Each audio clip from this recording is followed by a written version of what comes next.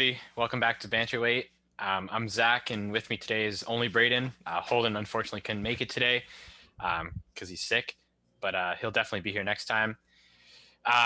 Didn't really plan on making a podcast today, but we decided to just because of the Bellator card last night, and we figured it's been a little while since we've got together. So without further ado, we're just going to jump into the Bellator card, talk about the fights on there. Then we're going to kind of go into our predictions for the light heavyweight Grand Prix. It's definitely not going to be as long as usual for this podcast, but we decided to get just something out there for you guys. So yeah, we'll start off with the first fight on the main card, which was Dan Moret and Yamauchi. What are your thoughts, Brandon? Yeah. This is just another example of like the judging issue that we've been seeing in MMA for a while now. Like, I've seen arguments that fight could have been 30-27, and I think that's totally true. The last round was very debatable because Yamauchi, I think, lost most of that round, but then finished it in a more dominant fashion than anything else in the fight. But I thought the first two rounds were pretty clear cut. Like, they should have gone to Yamauchi, so I don't understand how it went to a split decision, and I don't understand how it went to Dan. That it didn't really make sense to me. Aside from the silliness in the decision, I think it was a really awesome fight to watch. Yamauchi showed some really cool submission work. I love that hook kick as well. Yeah. Where he does it from, I think it's the front leg and then spins it afterwards. But the Kimura from the back was freaking insane. Like, that was super sick. Yeah. Definitely I agree with you there that judging was kind of off. I definitely scored both the first two rounds for Yamauchi. Even the second round could have been a 10-8 in my opinion. Mm-hmm. But I have no clue what the judges were watching, if we were watching the same fight or not. But it's weird because I think it was last Friday too, we had that Neiman Gracie versus Jason Jackson fight. And I thought Neiman won that whole fight. I thought he was up 2 rounds at least. And it was very similar. I think like the last round was kind of similar to the Yamauchi where Jason Jackson did win that round. But I felt that he lost the last two, or sorry, the first two. So it's kind of weird. I mean, I'd like to see Yamauchi get back, get like another top 5 opponent and kind of just make up from that loss, I guess, right? Yeah, I think he's owed it. I don't know who owes them because it's not like it's Bellator who chooses the judges. I'm pretty sure it's the commission. Mm-hmm. But yeah, like that was just ridiculous and kind of unfair to him. I don't understand what's like what it is with the judges. And you brought up that Neiman fight, which is a good example too. Like, for me, for the most part, if there is a round where somebody inflicts a lot of damage and then gets controlled on the ground for then like the majority of the fight, I 100% see the argument to give it to the person who caused more damage. That makes sense to me.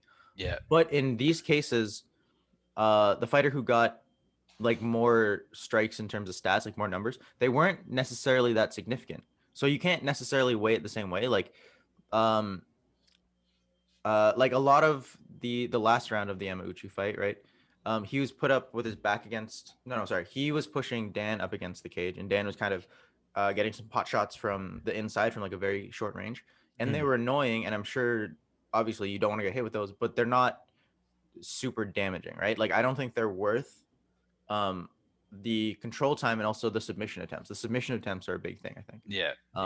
So I don't know. There's a lot of subjectivity in terms of like what matters, like how much did that strike actually matter? How much did it count? It's a stat, but like it's not like it necessarily changed the course of that fight very much. So yeah, I don't know. I don't even know what to go forward. Like, if you obviously can't have Bellator choosing judges, right? Because then there's another kind of conflict of interest. But the way it is now with the commission judges it's just brutal.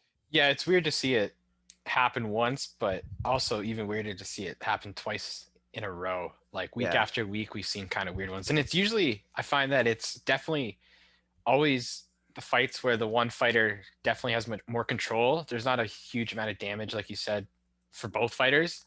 But then there is one fighter that does have most of the control of the fight, but they end up losing for whatever reason. And I even know John McCarthy was saying on air that he felt that was a stupid decision. Yeah. And I think his exact words were he didn't deserve that. Yeah. And then he also said that Bellator keeps bringing back judges that don't know how to judge. Yeah. Yeah. I mean, I don't know what you would do to go about fixing that. It's kind of hard. That's definitely above what my understanding is. Mhm. So I mean, it sucks, but it'll be interesting to see where Yamaguchi goes from there because I haven't watched much of him, but I'm definitely a fan of how he fights. And don't get me wrong, Dan Moret, he's a pretty good fighter as well. It's Mhm. just I don't think he necessarily earned that win, in my opinion. What's interesting was yesterday to kind of like, just get like hyped for the fights. I was watching some of the older fights. I was watching Yamauchi. I don't remember exactly who he was fighting, but it was on YouTube. It was an older Bellator fight. Hmm. Back when the promotion was a little bit younger. And this promo came up and it said, go to the Bellator website and score the fight as it's going. You are the fourth judge. And I think that's a really Hmm. interesting because it's kind of like a verdict sort of idea, but Yeah. it's actually like in conjunction with the promotion itself. Um, I don't know. Maybe that's something they could think about going back to and kind of looking at. I don't think they do it anymore, but that's a really interesting thing that I didn't even know about until I watched that fight and saw this little like Yeah. ad for it. I mean, just the whole aspect of Verdict MMA right now is pretty cool too. I know they just signed a big deal with PFL. Mm-hmm. So the global scorecards that they produce are gonna be actually appearing on the like the program, which is kind of cool. I think it's a better. I don't know if it's a better way to do it because you do have a lot of people that don't necessarily know mixed martial arts as well Yeah. doing it. But I mean, then you do have a good majority that do, right? And that kind of evens itself out, I think. Mm-hmm. I don't know how that would work if like I don't you couldn't implement that for sure in like a fight because I find that say like one fighter is hated, you could just be like, hey, screw this guy, we're just gonna screw him over, you know what I mean? So I don't think you can actually implement that way of like scoring, like have everybody kind of score it. But I do like the idea. Yeah. Maybe there's like an this isn't a fully fleshed out idea, but maybe there's some sort of way to like not make it the sole judging criteria, but have the masses worth one judge or something. Like Yeah. incorporate it somehow to the judging criteria that we have right now with the three judges. I would even like to see more professional judges. Three. It only takes two to get it wrong. Hmm. Um, so maybe if we had like five judges and you had three of the five sort of thing, but You like could I even do like don't know. the five judges, four being professional judges, one being like that verdict kind of average, I guess you could say, right? Mm-hmm. I think that could be interesting, but I'm not sure how that would necessarily work, especially with like commissions and all that stuff, right? Yeah, Yeah. it's weird. I mean, scoring, it's always been off and on. It sucks that we've been seeing more bad decisions. Um, just to bring it up, just for good old Holden, just like the Max Holloway and Volkanovski second fight, where Max Holloway won the fight. I'm sure he'll love that. But I mean, that's Yeah. not what this episode's about. But But that um, is another example of it just takes two judges to yeah, flip it to the wrong side, yeah. right? Like the reality is, I think more than the average majority of people thought that Max won that fight, and when Hmm. that's not reflected in the judges, and I'm not saying this is always the case that means that the judges got it wrong, but in that case, from me watching it, who's followed the sport and like I've done some training, you know what I mean, like, Hmm. and then the fact that I think a lot of other experts, not just average people, saw that as a win for Max. Um, like again, it just takes two of the three judges, and two people Yeah. getting it wrong isn't out of this world. You know what I mean? Like I've met many people who don't know what they're looking at because for some reason or another. Um, you know, I think if you had maybe more judges, we would have a lot more, uh, justifiable decisions because Yeah. the idea of two people getting it wrong is pretty far from the idea of three or four people getting it wrong. And I heard, I forget who said it. I think it was John McCarthy or something last night. He made a note of how since there's no crowd in the whole stadium, judges can hear the coaches, right? So Mm-hmm. if you can kind of hype your fighter up to make it almost seem like he is winning. I'm not sure if that would have an effect on the judges, right? Because they could be like, oh shit, like obviously his coaches are going crazy, so maybe he is winning. You know what I mean? And maybe it could make them kind of second guess their opinions, especially if they're not like super uh I don't know, experienced with martial arts, like say actually doing them. Mm-hmm. Um So I don't know. It's And interesting. There's a lot of variables, right? yeah, and like you said, like the idea of them not necessarily having trained, like I'm sure they go through these seminars and like, whatever training in terms of judging. But if Hmm. you haven't actually trained in the martial arts, there are certain things that are going to impact you and certain things that aren't going to impact you that would impact someone who did train. So like, for example, if we look back at that Yamauchi fight one more time, um, those shots by Dan still, they were shots. Yeah. It doesn't take a lot of brains to realize that, in a fight, you don't want to get hit.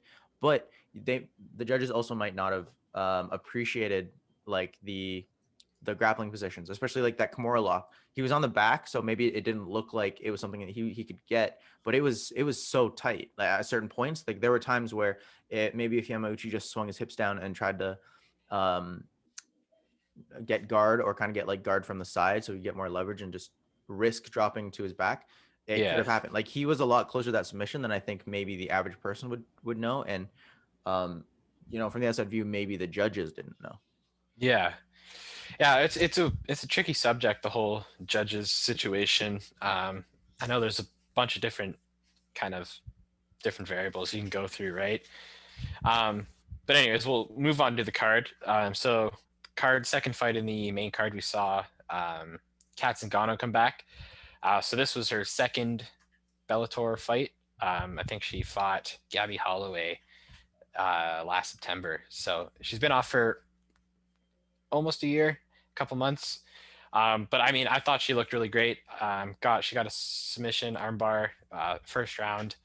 Do you think she needs another one before the belt, or do you think she can kind of go up? Right, it's featherweight, so it's not a huge amount of fighters in Bellator. Yeah. But Um, because yeah, I 2 wins, right? I think that's just the bare minimum she would need. I think normally, in my personal opinion, you need, um, I'd like to see at least 3 or 4 solid wins before you get a title shot anywhere. Um, but I think in that division, well, it's tough, right? Because I think featherweight's kind of a weak division globally in terms of yeah, like pretty much all the no, promotions. So you kind of make the argument that all the promotions are kind of on roughly the same level ish. yeah, So I think her history of fighting kind of speaks for itself above a lot of the women at that weight. Um, I could see Kat Zingano getting a shot now. If not, if she gets one more, then I'm totally happy with that decision as well. I'm just trying to look up the current standings of Mm-hmm. Yeah. rankings. Yeah, I'm because I know Cyborg would be champ, right? Definitely a big test for Zingano. But I Mm-hmm. mean, if you think about it, Zingano did beat Nunes. But then again, how many years ago that was, right? Um, Yeah. I think it's sorry, Cyborg's up there. I know Julia Budd's up there as well. Mm-hmm. Um, can't. Anyways, yeah, I mean, I agree. I think she'll be definitely in line for the belt. I know Cyborg is fighting somebody. It's a rematch, but I can't remember who it is. Um, in the upcoming months, I think. I think it's like May or something like that. So we'll see how that goes. Maybe Zingano's next. Maybe Zingano takes on Julia Budd next. Mm-hmm. Winner of that gets the belt. It's kind of hard to say, right?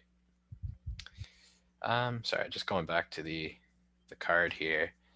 And then co-main, we saw another decent fight with the Liz Carmouche. Liz Carmouche is slowly making her way up the rankings in the what is it, strawweight division, I do believe. Flyweight division, sorry. Flyweight. Yeah. So she's also 2-0 in Bellator, having, I think, the exact same as Zingano. Actually, I think she's fought on the same card. Mm-hmm. So yeah, it's interesting to see all these former UFC fighters coming over to Bellator and definitely making their stance, possibly fighting for the belt. I know the flyweight's a little more stacked than the featherweight is for Bellator, because you do have Is that Ali Malay? and the new champion Juliana Vasquez, I think her name is. Yeah, and both of them are very, very good. Yeah. Mm-hmm. Yeah, so I think Carmouche would definitely have to get through another one, just because it's a little more stacked than what featherweight would be. Mm-hmm. But yeah, it's definitely looking up the women's divisions in Bellator. It's fun to see. Yeah, Um, it's interesting, right? Because Bellator's still, I would say they're at this point like they're a very very successful promotion, but they are still also mhm, kind of on the rise, right? Like the UFC is still kind of like this, cast a little bit of a shadow over them. So I think having these names that people recognize, it's very valuable to them. The difference though is I think Kat Zingano, you like she had some loss in the UFC, but they were kind of like, well, she might have lost for this or that reason. So, mhm. she was still kind of up there. Like like there's still that idea that she could have been a UFC champion. I think, Carmouche, I think less so. So Yeah, in terms of what maybe Bellator is planning in terms of for their own interests and like building their brand, I think Kat Zingano is a more valuable asset for the title, for fighting for the title. I think. Um, so I think Liz is in a position where she kind of needs to prove herself a little bit more. She needs to get the names out there. She needs people talking about her fights, sort of thing. yeah. I mean, Bellator has been really good with the whole tournament thing too. So I mean, if they wanted to do I think it'd be the first tournament for the flyweights. They definitely have a stacked roster, enough to do the tournament at least, right? But they do have, I think, two tournaments going on right now with the what is it, featherweight, which ends soon. I think it's in a few months that Pitbull fights McKee. But Yeah. yeah, I mean, they definitely could, right? Yeah. The thing with MMA too is like, even for us, like, and we're huge fans, we can't watch every single fight of every single Mhm. promotion and like in every single weight class, right? So, Yeah, you got to be careful about oversaturating the Grand Prix, because how many can you really follow at once? that's Um, true. Yeah, Two's no problem. Obviously, what they're doing now is great. If they did a third, I think I'd 100% be able to follow that as well. But it just takes a number, and then the sport becomes a little bit more difficult to uh, follow completely. yeah. Speaking of tournaments, we'll just move on to the main event of last night's card, which would be the first fight of the light heavyweight tournament. So Mhm. Ryan Bader versus Lyoto Machida. They did meet one time in the UFC. Of course, Lyoto Machida won that one. But years have gone by. Bader's become champ. Bader got the win. How do you feel about that? Uh, I mean, it is what it is. He did exactly what he needed to do. Going into it, I picked Lyoto because I thought Lyoto has made his name off beating styles like Bader. That very heavy-handed wrestler, all-American wrestler, and that's kind Mhm. of where Lyoto thrives. And I think we saw exactly why that is in the first round. Um, I think the biggest difference we saw between this and the fight 9 years ago is, um, Lyoto's really good at snapping shots like a sniper and then getting out of there. And sometimes Mhm. he moves backwards to get out of there, but he's such a danger when you rush in that Bader can't always necessarily continue that rush all the way to the cage, right? Like he might try to counter with a couple shots, but you can't just go all the way. You know what I mean? But I Yeah. think Bader made the adjustments to really pick when to um he picked his takedowns off of that rush a lot better than he did the first time, because that's when he was getting caught. I Mhm. think now he put Lyoto on the back foot, and he got that moment when there's like when Lyoto was off balance, and once he got that takedown, it was just the difference in the wrestling was just very evident. Yeah. Um, to be honest, I think it's going to be a hard next fight for Bader. Mm-hmm. Whoever wins out of, I know it's Corey Anderson versus, I'm going to butcher this name, but it's Yagshimayadov, which it's going to be his first Bellator fight against Anderson. I guess first Bellator fight for Anderson as well. Um, but yeah, I think he was champ in ACA. He's got 15 wins. 11 of those I think are finishes.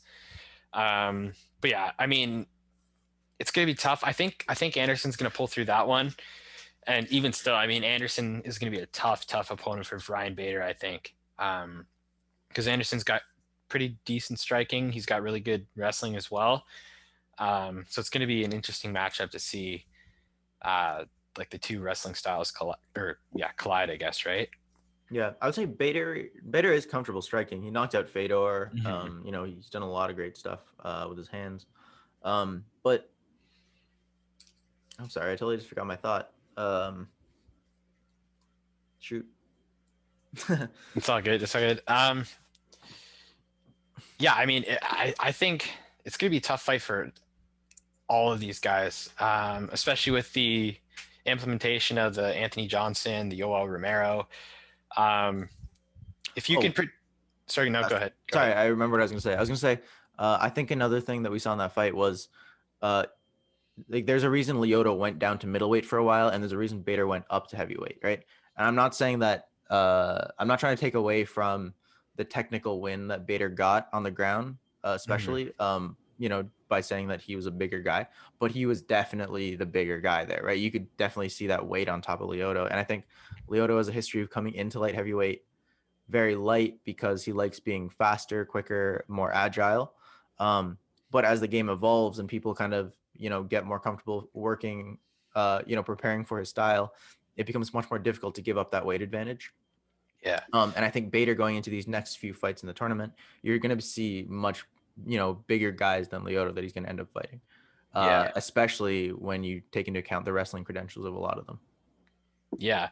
And I want to say almost every single one of them has really great wrestling, right? Like you got Yoel Romero, obviously Cuban wrestler, insane. Anthony Johnson, his ground game is pretty good. I think it's a little underrated actually. And the Um, thing about Johnson is I would say his best asset in the wrestling department is his takedown defense and his sprawls, right? Because mhm. remember when he fought, it's been a while now, but Phil Davis, and he completely shut down Phil Davis Yeah. in the wrestling department and shut him down striking, right? Bader went to 2 decisions with Phil Davis. Did he get a finish in one of them? I I'm not sure offhand, but like yeah, I'm not they're very, sure here. I'll check here though. as rivals, I believe they're fairly close whenever they fight. Like it's always competitive. And MMA math doesn't work out. That's definitely not something to follow. But the Mhm. fact that uh, Rumble was able to stuff those takedowns and force Phil Davis to throw away the wrestling a little bit, I think will be an interesting thought going into the Bader fight if it goes that way. Yeah, and you got to think too. There is still the Vadim Nemkov, right? I know 100%. he's the one that he knocked out Bader, right, with the head kick. Mm-hmm. Well, I guess it led to the TKO finish, but it's one of Fedor's guys. His record is insane. He's really good in sambo, right? What a cool story too. Like, Yeah. Fedor loses, Fedor's prodigy comes back and avenges him in a kind of, and it's, Mhm. sort of. And I mean, his record right now is 12-2, right? Um, one win by submission, one by decision, the rest by knockout. So he's got that solid ground game. He has a solid stand up too, right? So it's going to be. I have a feeling that most people are counting him out, just because the name value of everybody else that's in this tournament, right? Mhm. You have your Yoel Romero, who's fun to watch, Rumble. Um, but I think he does definitely have a huge chance of winning this tournament, right? Yeah. I think those, Bellator fans know how tough he is. The people who are coming over because they're seeing the names like Rumble and Yoel don't really understand, I think, the magnitude of this guy yet. Yeah, yeah. All right. So here, let's do this. We'll give our predictions for each of these, okay? And then we'll kind of get to who we think's gonna win, okay? Okay. All right. I So haven't thought about this. yeah, I haven't either. This will be the first time I kind of go into depth here. So obviously Bader beat Machida, right? Hmm. So he goes on to beat the winner of Corey Anderson and Yag Shamuradov. Who do you think wins that one? So I'm not super familiar with, sorry, how do you say his name? I think it's Yag Shamuradov. We're Yagshimuradov. we're probably butchering this, and we'll learn the name. But If he ends up listening to this one day, I'm so sorry. yeah, But you know what? To make up for it, I'm gonna pick him. yeah, I think Corey's an amazing wrestler. Uh, you know, but I think he has shown he got knocked out by Jan in his last UFC fight, right? That's not necessarily telling second his last. whole. Oh yeah, yeah, yeah. That's not telling of his whole career or anything, and I don't think that loss means that he is necessarily insufficient in the striking department. But Mhm. I see the potential for an upset, especially if people are underestimating the fighters outside of the UFC history. Yeah, and Yagshimaradov, he's known as a striker, he's known as a finisher, and in the past, Corey Anderson has had a few KOs, right? So um, depending on how his chin holds up, I mean, I want to say Corey Anderson is going to win that one. Um, but I mean, just looking at the record um, of Yagshimaradov, it's pretty impressive. So I think I'm going to agree with you. I think I'm gonna pick him for the win on that column there. I'm just trying to get back to the tournament here. Yeah. So next up is Vadim Nemkov versus Phil Davis. Now you got to remember they have fought before. Nemkov did beat him via split decision, and personally, I don't think Phil Davis is going to get through him. I think Nemkov is definitely going to win, and I honestly could see it coming via finish this time around. I think they've got to know each other. They kind of know how each other work. And I think that's going to be beneficial to Nemkov, definitely. I agree. I would pick Nemkov as well. Yeah, I think there's just a little bit more on each shot, and Phil Davis is great, but I think Nemkov he's the next big thing. I think so too. Yeah. Now the one that everybody's excited for, which comes up in just under a month now, is going to be the Rumble Johnson versus Yoel Romero, which is interesting. We have Rumble, who hasn't fought in MMA for a couple years now, and then we have who also was absolutely massive for the longest time. I know he did a stint in bodybuilding and he was jacked. So it's going to be interesting to see him get back down to light heavyweight, because I know he was walking around 300 pounds or something like that. And then we have Yoel Romero, who's going to be going up from middleweight to light heavyweight, right? Yeah. So yeah, what do you think about that one? It's kind of an interesting one. This one I've been flipping back and forth with. Man, you can never count out Rumble because it only takes that one shot, right? And he's very good at landing it. He has a lot of experience, and there's a lot of ways for him to land those shots. But I think there's more reason for me to lean towards Yoel. If anybody is as good, if not better, wrestler than DC, it could be Yoel if he chooses to use it, which is a big if, because we've seen him kind of neglect that side of his style in the past. At the same time, I think I don't think he's ever been knocked out. I think he has just once. He's been not very, very early on though, right? Years ago, yeah, 2011. So it's been a long time. Yeah, so I think the current Yoel we've seen for a long time, he's not a guy that easily gets knocked out. And even if he does get rocked by Rumble, he has that wrestling pedigree to fall back on if he needs to. He also has that sort of power as well. I don't think he's as good as landing it as Rumble is, and he's not as long. But I don't think Rumble is also going to be that kind of guy that did what Izzy did and kind of picks Yoel apart from the outside and kind of winning that point battle. Rumble gets into the thick of it. He gets into that range to land the uppercuts and the hooks as well. And that's where Yoel wants you if he is going to stand up with you. So yeah, I think it's super close, and I will flip flop back and forth on it for the next little bit. But I think as of now, there's more reasons pointing for me to pick Yoel. Yeah, I agree with you on that one too. I think Yoel was great at middleweight. I know we saw a few fights that didn't necessarily go his way, like the Izzy fight. Arguably, a lot of people think he won the second Whitaker fight. And I know he's getting up there in age, but honestly, you couldn't tell. He's still as fresh as he was 5 years ago. I think with his wrestling background and his absolutely insane chin, I think he's definitely going to win against Rumble. But so that takes us to Ryan Bader versus Yagshimuradov.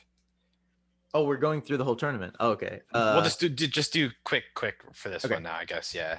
Okay, I'm gonna take Bader for this one. I think he got outstruck by Lyoto, but he was never really in danger of getting finished. He took a lot of those body shots, but he took some headshot. He took some head kicks too, and kind of walked through them a little bit. Yeah. I think he's durable enough to survive on the feet and then force his will if he decides to take it down later on.